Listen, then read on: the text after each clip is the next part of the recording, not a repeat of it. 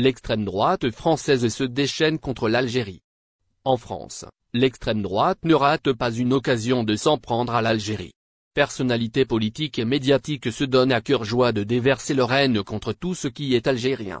Après la sortie de piste du ministre français des Affaires étrangères dimanche, c'est sur CNews que la suite du nouvel épisode de l'Algérie bashing a eu lieu ce lundi matin.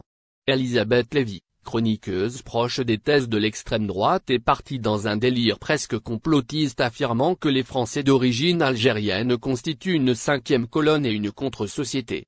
Ça fait des années qu'on s'écrase face à l'Algérie au nom de la culpabilité coloniale, a déclaré Elisabeth Lévy, qui n'a pas manqué de dévoiler sa nostalgie de l'Algérie française puisqu'elle regrette que Gérald Darmanin se soit recueilli au monument des martyrs lors d'une précédente à Alger.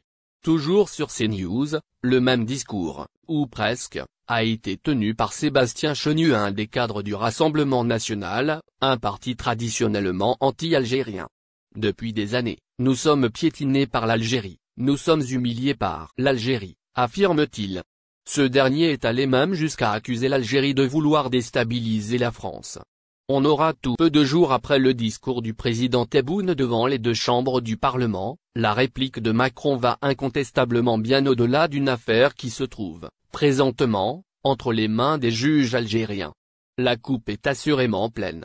Le président français, Emmanuel Macron, semble patiner, au risque de perdre tout son équilibre.